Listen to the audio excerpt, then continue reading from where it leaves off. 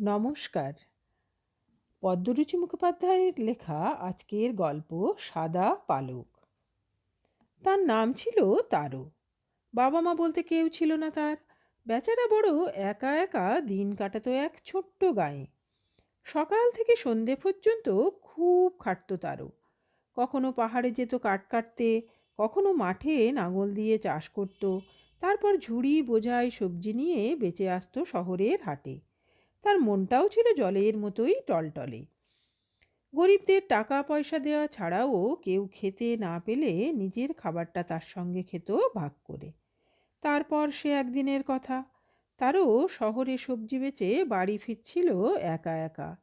জলার ধার দিয়ে যেতে যেতে সে দেখল একটা সারস ডানা মেলে জলার ধার ঘেঁষে আস্তে আস্তে উড়ে এসে বসলো। ওমা, এ যে এক নতুন সারস! ভাবতে ভাবতে তারও রাস্তায় দাঁড়িয়ে বরফের মতো সাদা সুন্দর সারসটাকে দেখতে লাগলো এক মনে। সারসটা তো ডানা গুটিয়ে নিয়ে লম্বা পায়ে এক পা দু পা করে এগিয়ে গিয়ে জলের তলায় ঠোঁট গুজে দিয়েছে ততক্ষণে। খাবার খুঁজছিল মনে হয়। ঠিক সেই সময় তারোর চোখে পড়ল এক শিকারী। ঝোপের আড়ালে বসে ধনুকে তীর এঁটে তাক করছে সারসটাকে। তারও তাড়াতাড়ি ছুটে গিয়ে তার হাতটা চেপে ধরল। তারপর বলল, থামো থামো, ওকে মেরো না। তার বদলে আমি তোমায় আমার আজকের সব টাকা দিয়ে দিচ্ছি। শিকারী তারুর কথায় রাজি হয়ে ধনুক নামিয়ে রাখল। তারও তার সব টাকা থলিশুদ্ধ শিকারীর হাতে তুলে দিতেই সেই ফাঁকে সারসটা সোজা উড়ে গেল আকাশে। তারুর কাছে টাকা পয়সা কিছুই রইল না সেদিনের মতো। তবে একটা ভালো কাজ করেছে, এই ভাবতে ভাবতে আনন্দে বাড়ির পথে হাঁটা দিল তারও। এমন সময় আবার সেই আগের সারসটা উড়ে এলো তারোর খুব কাছাকাছি। তারপর তার মাথার উপর ঘুরে ঘুরে পাক খেয়ে উঠতে লাগলো শুধু। নেমে এসো, খিদে পেয়েছে নিশ্চয়ই, আমার কাছে খাবার আছে, খেয়ে যাও। বলেই তারও খাবারের পুঁটলিটা খুলে ডাকতে থাকলো সারসটাকে। সারসটা হুশ করে নেমে এসে খুব খুশি হয়ে খেতে লাগলো তারুর দেওয়া খাবারের টুকরো। তারপর বলল, কি ভালো খাবার! খাওয়া হয়ে গেলে সূর্যি ডোবার আগেই বাড়ি ফিরবো আবার। খেয়ে দিয়ে ভারী খুশিতে সারস কোঁ কোঁ করে ডাকতে ডাকতে কোথায় উড়ে চলে গেল কে জানে। পরের দিনের কথা, সকাল থেকে সেদিন বরফ পড়ছে খুব। কাজ করতে মাঠে আর যেতে পারেনি তারও। ঘর দোর ঝাঁট দিচ্ছিল তাই। এমন সময় কে যেন দরজায় টোকা দিল টক টক করে। কে? কে? ঘরে এসো, বলল তারও। আস্তে আস্তে দরজাটা খুলে গেল, আর সুন্দর এক ফুটফুটে মেয়ে দরজার কাছে দাঁড়িয়ে বলল, একটু বেরিয়েছিলাম বাড়ি থেকে, কিন্তু বাইরে খুব বরফ পড়ছে, আর হাঁটতে পারছি না একটুও। তোমার ঘরে একটু বসতে দেবে তারও? হ্যাঁ হ্যাঁ, নিশ্চয়ই, তুমি ভেতরে এসে আগুন পোহাও, বলে তারও ঘরের আগুনদানিতে কয়েকটা টুকরো ঢেলে দিল কাঠের। ফুটফুটে মেয়ে ঘরে ঢুকে আগুনের পাশে এসে বসলো।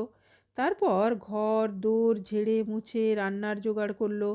বরফ পড়া থামলো, কিন্তু মেয়েটা আর যেতে চায় না সেখান থেকে। তারকে সে বলল, তোমার ঘরে একটা তাঁতের যন্ত্র দেখছি, আমি কাপড় বুনতে জানি। তুমি বাজার থেকে সুতো কিনে এনে দাও, আমি বরং একটা কাপড় বুনে দেব তোমাকে। কিন্তু কাপড় বুনতে বসলে কিছুতেই সে ঘরে যেসো না, আর বাইরে থেকেও উঁকিঝুঁকি মেরো না তা বলে। তারও শহর থেকে সুতো কিনে আনলো। ফুটফুটে মেয়ে তারোর মায়ের পুরনো তাঁতটাকে ঝেড়ে মুছে কাপড় বোনা শুরু করলো। তারপর না খাওয়া না ঘুম, 2 দিন 2 রাত ধরে শুধু বুনেই চলল সে। 3 দিনের দিন তাঁতঘর থেকে বেরিয়ে এসে তারকে বলল, এই কাপড়টা নিয়ে শহরে বেচে এসো, অনেক দাম হবে এর। একটু খুলে দেখি তো, বলে কাপড়টা খুলে তারও তো ভারী অবাক। মনে মনে বলল, এরকমটা তো সত্যিই চোখে পড়ে না তেমন। আশেপাশের সকলে দাঁড়িয়ে পড়ল সেটা দেখতে। বড় বড় চোখে দেখতে দেখতে তারা বলল, ও মা, কি সুন্দর! এমন জিনিস তো আগে কখনো দেখিনি। তাদেরই একজন ছিল রাজার মন্ত্রী। রাজার জন্য কাপড় কিনতে এসেছিল শহরে। পছন্দসই কাপড় না পেয়ে ফিরে যাচ্ছিল আবার। তারোর হাতের কাপড়টা দেখে মন্ত্রীর চোখ চকচক করে উঠল মুহূর্তে। অনেক মোহর দিয়ে কাপড়টা কিনে নিল মন্ত্রী। কিন্তু একটা কাপড়ে মন ভরে না মন্ত্রীর। সে বলল, আমাকে আরও একটা কাপড় বুনে দাও। যতক্ষণ বোনা শেষ না হচ্ছে আমি বরং বিশ্রাম করি শহরের এক সরাইখানায়। তারও আবার সুতো কিনে আনলো নতুন করে। তারোর হাতে থেকে সুতোগুলো নিয়ে ফুটফুটে মেয়েটি বলল, আমি যখন তাঁত বুনবো একবারও যেন দেখো না কেমন। তারপর 2 দিন 2 রাত তাঁতঘর থেকে শুধু খুটখাট খুটখুট আওয়াজ শোনা গেল। 3 দিনের দিন তারোর আর সবুর সয় না। কী রকম যে হচ্ছে বোনাটা তা দেখার জন্য মনটা ভারী উসখুস করতে থাকে তারও।